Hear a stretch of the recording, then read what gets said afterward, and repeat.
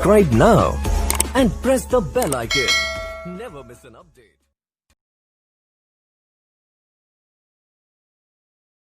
Hello दोस्तों, स्वागत है आप सबका स्टॉक रिसर्च यूट्यूब चैनल में। दोस्तों आज हम बात करेंगे एंजल ब्रोकिंग का आईपीओ इतना ज़्यादा गिरा क्यों।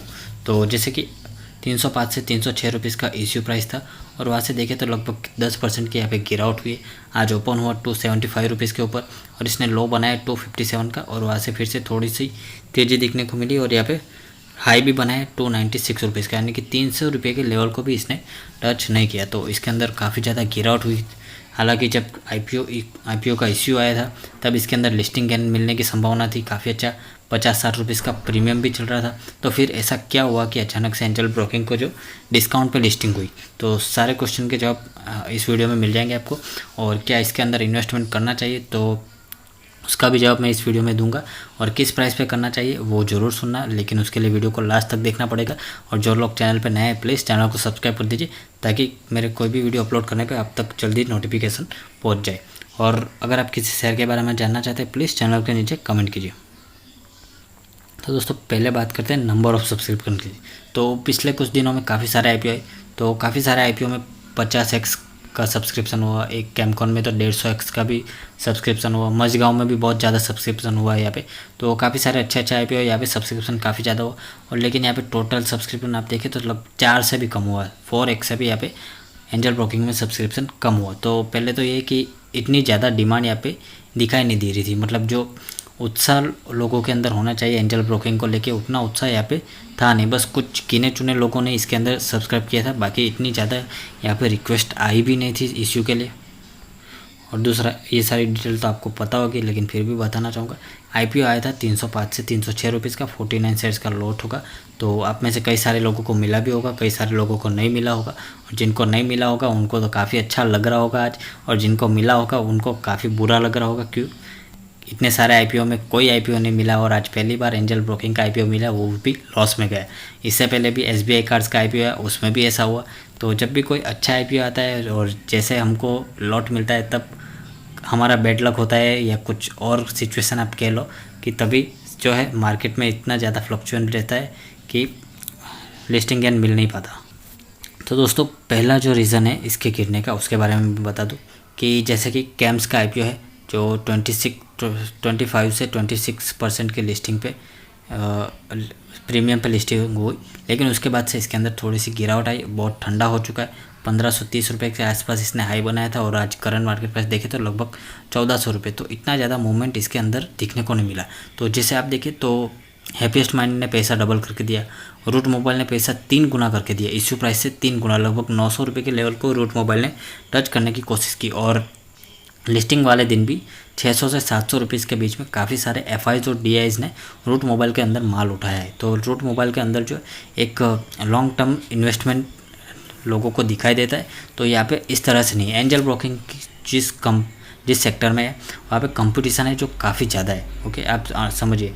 तो काफ़ी सारे मार्केट के जो जानकार हैं उनका ये भी कहना है कि एंजल ब्रोकिंग जो है जिस सेगमेंट के अंदर काम करता है उस सेगमेंट में ऑलरेडी काफ़ी सारी अवेलेबल कंपनी, जैसे कि IIFL है, एक ICICI डायरेक्ट है, या फिर आप कह सकते हो 5 पैसा है, और भी बहुत सारी ब्रोकिंग कंपनी यहाँ पे मार्केट में अवेलेबल है। और इन सब से एंजल ब्रोकिंग में कुछ ऐसा खास नहीं है। ओके, जो सब दे रहे वही सेम वैल्यूएशन पे IIFL भी मिल रहा है, ICICI भी मिल रहा है, 5 पैसा भी मिल रहा है, काफ़ी सस्ते में मिल रहा है। तो सस्ता महंगा का मैंने पिछले वीडियो में समझा दिया था, आरती रक्स वाला वीडियो आपने नहीं देखा हो तो यहाँ पे कुछ एंजल ब्रोकिंग की ग्रोथ जो है कुछ यहाँ पे दिखाई नहीं दे रही, और इनके पास ऐसा कुछ कॉम्पिटिटिव एडवांटेज भी नहीं है जिसकी वजह से आगे इनकी ग्रोथ ज़बरदस्त तरीके से हो सके।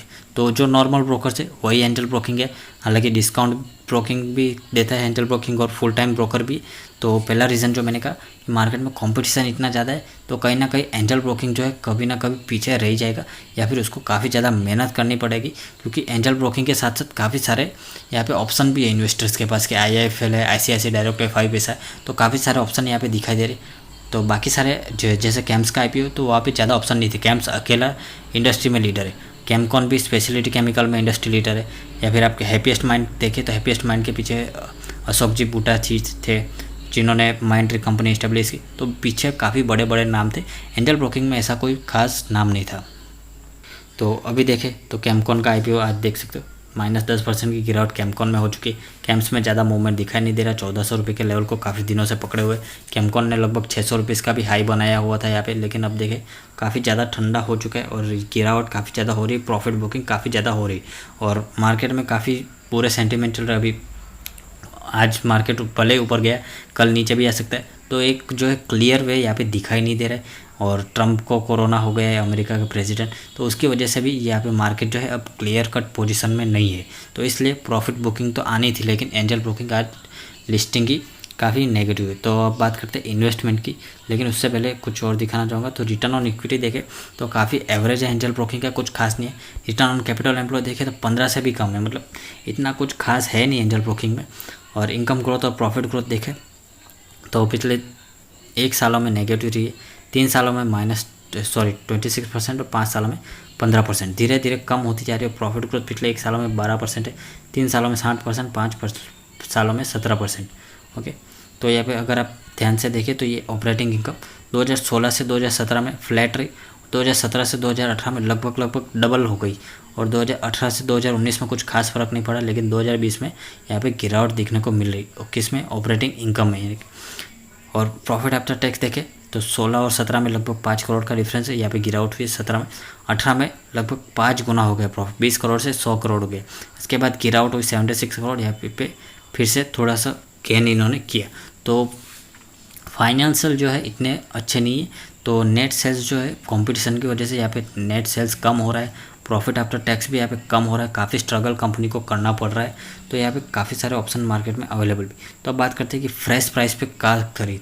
तो अगर मेरा पर्सनल ओपिनियन माने तो जैसे ही शेयर 250 रुपये के आसपास आएगा तो इसके अंदर इंस्टीट्यूशनल इन्वेस्टमेंट चालू हो जाएगा। बाहर की कंपनीज आप कह सकते हो या फिर म्यूचुअल फंड इंडस्ट्री या इंश्योरेंस कंपनी, कोई भी जो बड़े इन्वेस्टर्स है 250 रुपये को लेवल को ताक के बैठोगे, जैसे 250 के नीचे आता है तो जल्दी से लपक लेंगे। तो काफ़ी आज भी देखें 257 का इसने लो बनाया, लेकिन इसने 250 के लेवल को तोड़ा नहीं। तो अगर आपको लॉट मिला है तो मुझे लगता है कि आप थोड़ा पेशेंस रखिए, क्योंकि 250 के लेवल से फिर से बाउंस बैक कर सकता है, ऐसा पर्सनली मुझे लगता है। वरना आपको क्या करना है वो अपने फाइनेंशियल एडवाइज़र से आप बात करके बाई सेल कुछ भी कर सकते हो। लेकिन पर्सनल मुझे ऐसा लगता है कि अगर 250 के ऊपर आए तो आप फ्रेश एंट्री कर सकते हो। और एक साथ ऐसा नहीं कि 250 पे आए तो आप एक साथ 100 क्वांटिटी उठा लो, नहीं, आपको ऐसा बिल्कुल भी नहीं करना।